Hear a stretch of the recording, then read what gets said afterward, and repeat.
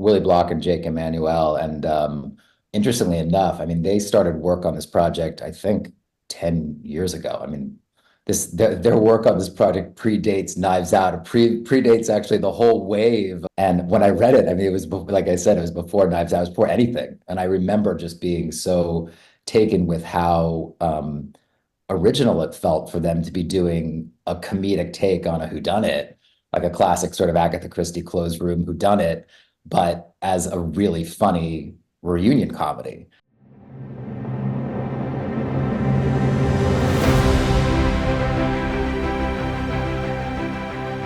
Hey everyone, this is Jawad, your host of Kingdom of Dreams podcast. Today my guest is Chris Nelson, who directed the murder mystery comedy Reunion, produced by Paramount Pictures. The film will be available on digital platforms to buy on June 28th, including Apple TV, Google Play, Prime Video, Fandango, and many others. Thank you so much, and here's my interview with Chris Nelson for Reunion. Thank you so much for being here. Appreciate it. Looking forward to chatting with you about your film Reunion. Likewise. Um, just to kind of start off with, as a director on this film, how did you come on board? Because from what I've seen on IMDb, it's a script that's written by not yourself, but it was, obviously other screenwriters involved. How did you get on involved on this project? The script was written by Willie Block and Jake Emanuel. And interestingly enough, I mean, they started work on this project, I think, 10 years ago. I mean, their work on this project predates Knives Out. It predates actually the whole wave of murder mystery comedies that I mean, in some ways, it's become like a subgenre. Mm, But I was sent the script through my representation in, I think, I mean, I'm bad with math, but I mean, 2018 or 2019 coming off my movie before this. And when I read it, I mean, it was like I said, it was before Knives Out, it was before anything. And I remember just being so taken with how original it felt for them to be doing a comedic take on a whodunit, like a classic sort of Agatha Christie closed room whodunit, but as a really funny reunion comedy. And for me, it was like, okay, great. I mean, in my mind, I'm always thinking about like, what haven't we seen? What's new? What's interesting? What's fun for me to sort of work on? And I was just completely taken by the fact that like I was having even a hard time remembering how many reunion comedies there really were. Like when you really think about it, there's not a lot of really well-known kind of reunion comedies out there, even though there's such a place of especially American culture and culture in general.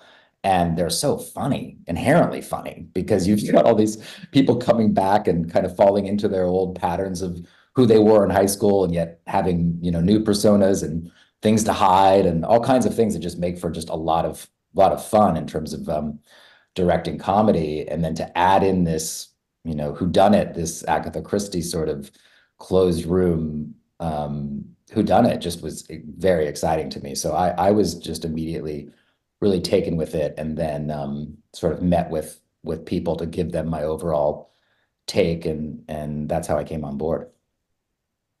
awesome. Yeah, it's so true that there isn't any, I mean, to my knowledge, about not even just like a murder mystery comedy, but just movies on reunion. Like it's just not Yeah, there, and it's so bizarre. It's such everybody goes through that.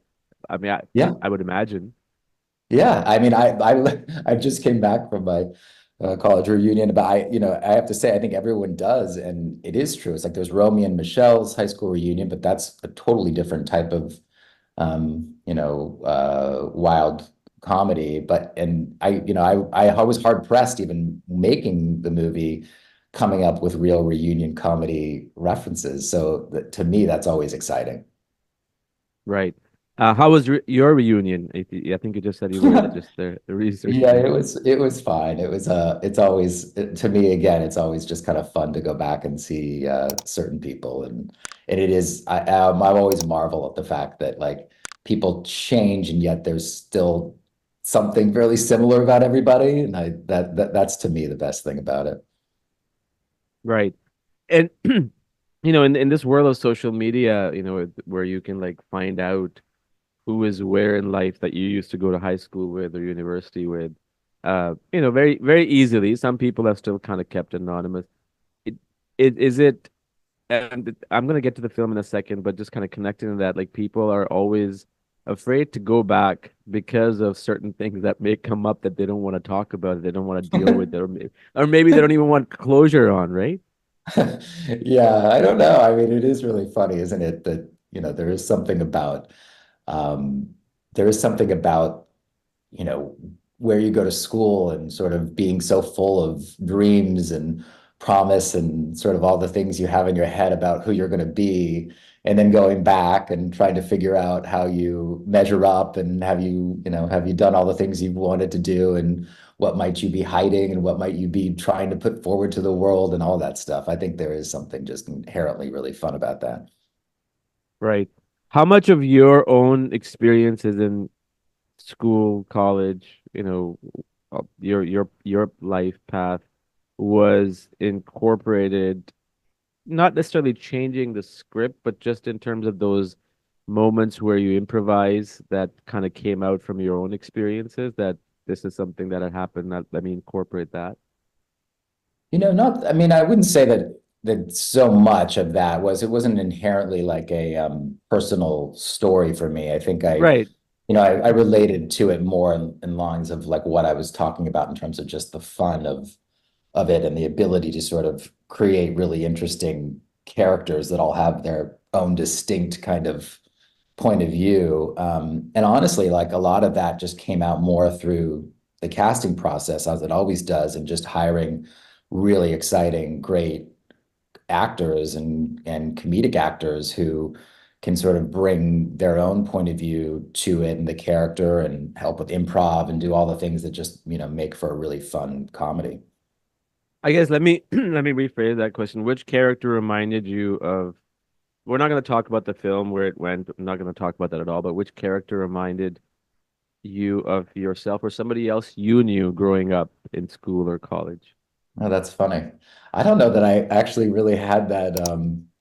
I don't think I had that experience with it. I Mm. think I was really just really much more identifying with the project and the ensemble as a whole. I mean, I think as a director or an actor, any creative person, you really try to sort of glimpse all the elements of different characters that some things you can relate to, some things you can't, that you try to kind of bring out and just make for an exciting watch. But there wasn't any one character that I personally related to.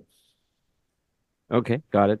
Uh, like you said, a film like this hasn't been done before, and Hollywood is just one of those places, or just the way the world works. It's like until it's done, it's difficult to get that across. In a sense, if they're like you said, Knives Out. If there was Knives Out not made or anything or any of that nature, like what's his name, Kenneth Branagh's, series of murder mysteries, was it difficult to get this off the ground in terms of getting it to a studio? Or was it already at Paramount? What was the process of that? No, it's a really good question. I mean, and I, just to be clear, we are definitely much more of a real, like an outrageous reunion comedy than those movies. Which is, luckily I feel happy that it feels like we're very different from those movies Yep. that you mentioned. So in Yep. some ways, I think the movie was always seen as a comedy, first and foremost, and people love the murder mystery element on top of it. And yeah, it's true. Comedies in general have been a bit of a challenge to sort of get going these days in Hollywood, especially because people have really been focused on what they think is sometimes like a more international type of a movie, or things that they believe comedy, is harder to sort of like, stick in that way. I personally don't necessarily agree with that. I think people love comedies. I think we're all craving comedy. I think comedy, brings people together if you can get people to sort of laugh, and it unites us, and I don't know, it's an escape that is really fun. But again, it's like anything with that you're trying to do that's maybe a little bit new, or isn't the thing that people are going to automatically sort of jump on board as a 4 tentpole big, theatrical release. You try to make it for as little as possible budget wise, to try to get the vision across as much as you can and still be sort of, reasonable in that respect. So that was really the way in which we went about kind of approaching it. And then we started to package it together with the talent, get the actors involved, and then Spyglass came in to finance the movie. And then in conjunction with Lionsgate came in the end as well. So that's sort of how the movie came about. And then Paramount acquired the movie, which is great. Awesome. And I'm glad you talked about comedies because it's something is lacking. I was even watching Jerry Seinfeld's interview with his new movie that came out on Netflix, Frost, that people are afraid to make jokes or do comedies because we live in this world right now where everybody's offended by somebody else. And how were you conscious, aware of that, like when you were making the film, or were you just going all guns blazing out? It doesn't matter, just got to make a good movie and a funny movie, no matter what. No, I think you have to be I mean, I personally think you have to be thinking about those things, and I think it's okay to be responsibly minded in that respect. We had a lot of discussions about that all Mm, along the way.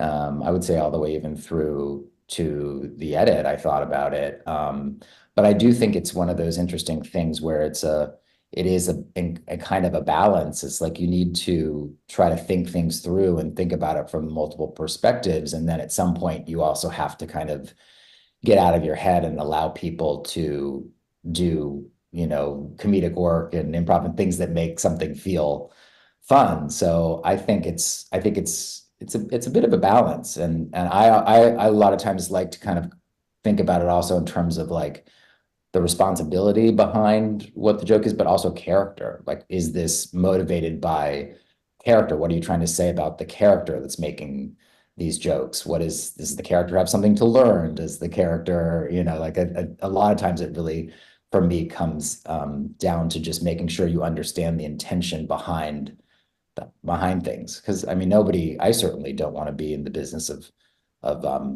harming people too much, right? I mean, like, it's not yeah, uh, that's not appealing to me. I'm a fan of progress.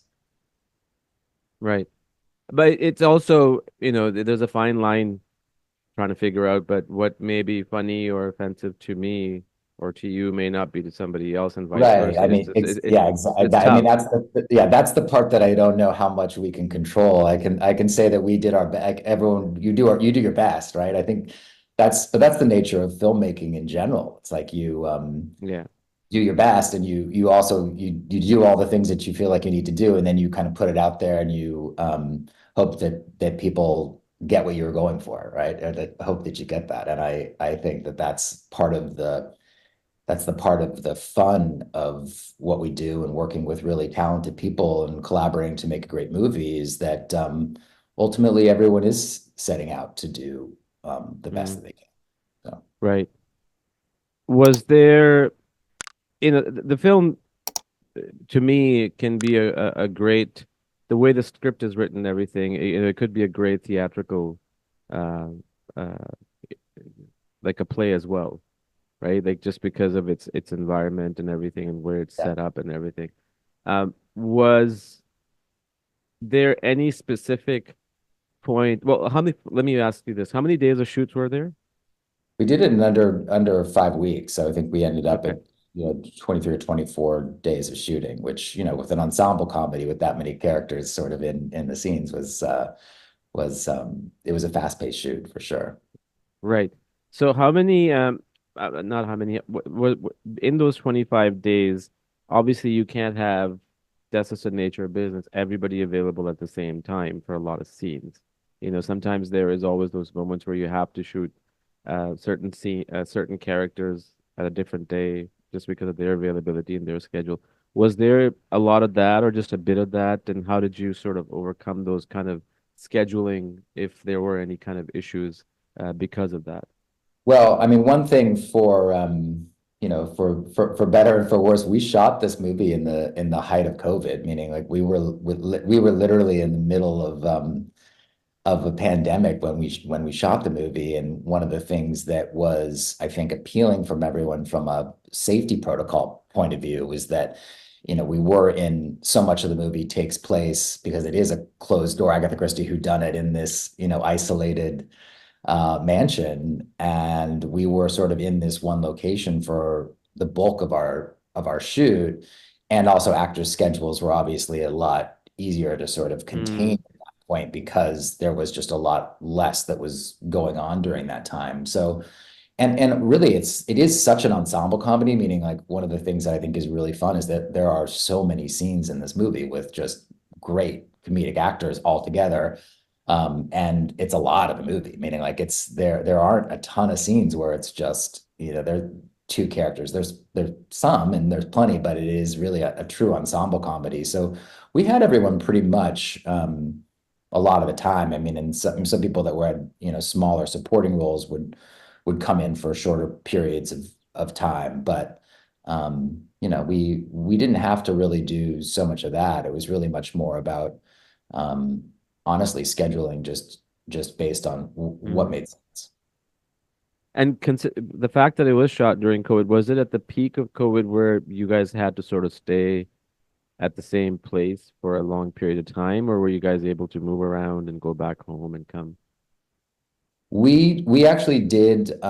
We all commuted back and forth to home. We just had to test every day, and everyone was in masks. I mean, except for the primary cast, obviously in front of the camera, we were all, fully masked the pretty much the entire time making that movie, and we were testing daily for the most part, in and out, and it was a very kind of controlled and secured situation. And then we obviously asked people to sort of remain in kind of a pod-like structure to sort of avoid anybody getting sick because schedule was tight. But Right. And as a director, whether it's this film, you can talk about this film or just in general, do you like to have the dailies being sort of cut in the rough cut on set, or do you like to sort of get at it after production is out of the way? that's a great question. For me, it's really a little bit of a combination. A lot of times it's about what I feel like is going to make me feel comfortable that I have it. Sometimes I'll just know. Like, I mean, honestly, so much of comedy is something you're continually playing with in the edit and showing stuff. So a lot of times it's about kind of shooting and not wanting to get overly distracted by the edit. But there are plenty of times where, something happens or you're sort of running short on time and you're kind of wondering, did I get this? Did I get this? And then a lot of times I am just calling the editor and saying, hey, can you edit this together for me? Quickly, can you put this sequence together? Can you put this together just to make sure that it cuts and that I have everything that I need, or, asking for a little bit of reassurance and that on that end. But for the most part, I like to kind of keep focused on the actual shoot and not get really bogged down by overthinking or looking too much at stuff. I like to review it and make sure that it's sort of looks good and looks consistent and feels like, the movie. And then rely on the editor to also speak up if there's something he or she thinks we, missed. Right. No, that's everybody director works differently, right? And I know in the and I based on the conversation that I've had with a lot of editors and directors who have worked in films from the 80s, 90s, early 2000s, 70s. In the older back in the day, it was like that where a lot of like editors would want to directors would want the editor on the set to cut the dailies and just to have an idea. But I think things have been changing a little bit over time. But it also, like you said, it depends on everybody's personality, like what they want to do, how much they can focus and how much they can't focus, and just like to Yeah, and be on one thing. I do think that some of it's also about what time, like how crazy your schedule is and what you have Yeah, time to really do. It's sometimes that can just be an added piece or an added distraction that slows everything down. And if you don't have the luxury of a lot of shooting days or time, that can't always be the best thing. And also when you have really great actors that are there, they're in a lot of scenes, and there's a lot of attention that you need to give to all of the sort of actors and the performances and sort of time being spent getting ready to shoot things. right.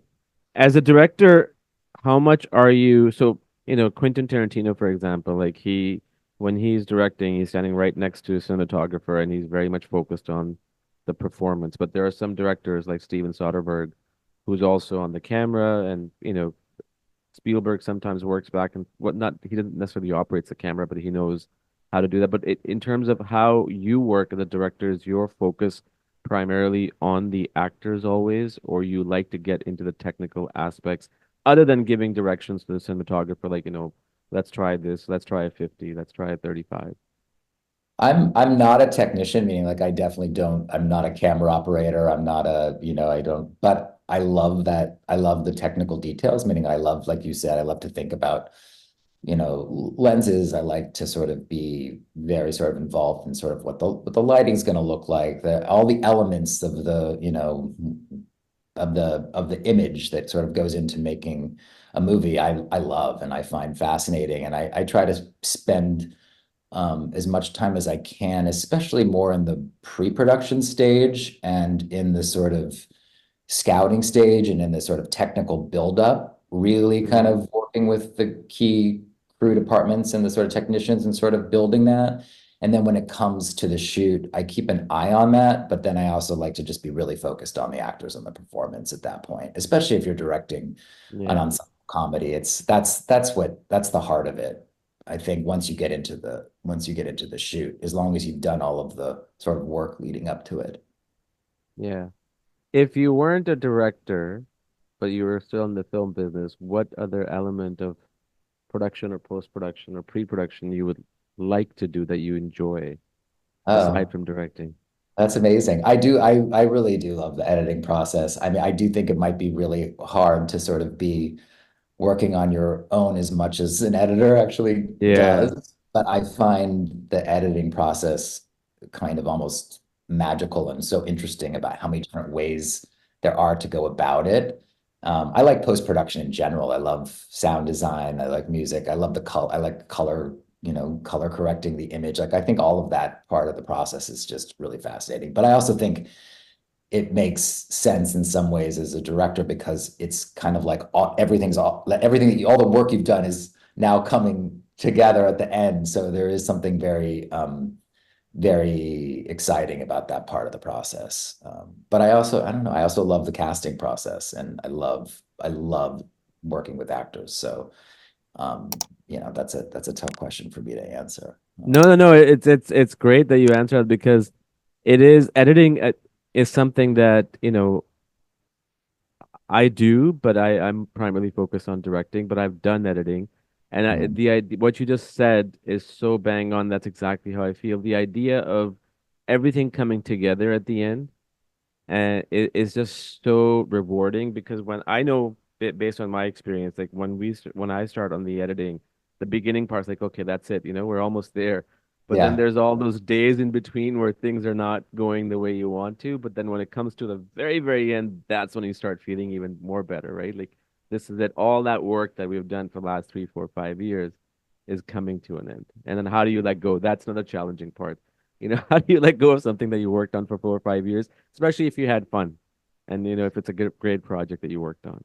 For sure. And then we're also like, you get close to things and, you're always wondering, am I too close to this? Do I need to, Yeah. am I being objective? Do I need to remove myself? I think that's a muscle that you're constantly exercising as a director. I always try to kind of sit down and try to put myself into like, okay, I'm watching this neutrally. Like I try to pretend like I'm just an audience member and I haven't been so close to this. And like, how does this feel? And I'm just watching it and try to be in like a neutral mindset. But it's a very difficult thing. On this one, I tried to not watch the whole movie back so much. I tried to actually just focus on individual scenes and really kind of really even cutting without music at first too, and just try to get the scenes to be as good as I think individually, and then kind of put it together and then start to watch as a whole, and then from there. So I was like, I think what's fun is you're always experimenting how to do it, and it's different for each project, and you're always just sort of like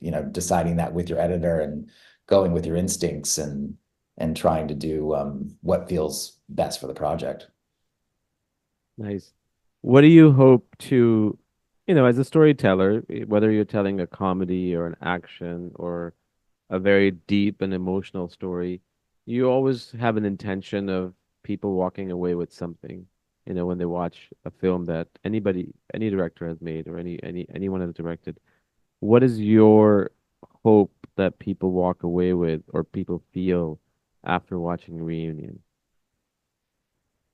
I really did make this movie to be a fun ride, and I think that what I really hope is that people laugh, that they see some of the sort of comedy in their maybe at their own reunions and all of it, but also hopefully there's some surprising, twists and turns to the whodunit that keep people guessing as well. And so I hope they're satisfied by that. I hope they feel like they've seen both a comedy and a whodunit that feels sort of different and slightly outrageous and something more original that they've seen before. That's what I hope. Nice. Great. And just lastly, Chris, normally I ask this in the very beginning, but I'm just going with the flow. What has your journey been like from the inception of you wanting to be a director to where you are today? Oh, that's a great question. Well, it's been somewhat of a long road, I would say. I started as an actor, and I did work some professionally as an actor when I was in my teen years. And then I went off to college and thought I wanted to get out of the business, and then nothing else was sticking. And I took a writing and directing class in college and was like, okay, I think maybe this is sort of the way I want to go on the other side of the camera. But I got out of school and I had student loans and stuff to sort of figure out the realities of like, how am I going to do this? And so I worked as a production assistant for a commercial music video production company. And I was like, okay, I can't afford film school. I'm going to kind of lean into this as my film school. And I worked my way through to the commercial business and started, producing and doing music videos and commercials for a really great company that was working with a lot of talented people. And I was like, okay, I'm going to start as a director in commercials to learn the technical side and the image of how to put something together and continue to study writing. And my background as an actor kind of, I felt good about knowing how to work with actors from that. And then eventually I made a short film that played film festivals and got me signed at an agency. And I made my first movie about, I think, 12 years ago. I just finished my fourth. So I didn't actually direct my first movie for, I think 20 some odd years out of college. So Right. yeah, that's how Yeah. that's been my journey. How does it feel to be where you are today compared to where you were 5, 10, 15, 20 years ago?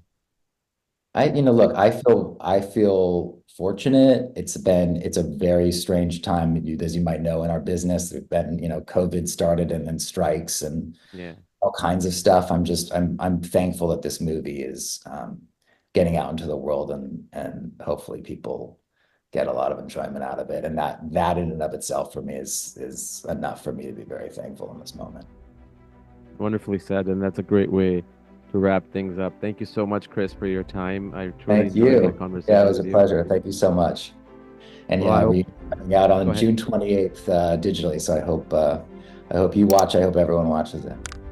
I did, and I enjoyed it. So Oh, thank you great. so much. Yeah, and Wonderful. people will enjoy it too. Thank you so much again, Chris. Thank you. All right. Bye. All right, take care.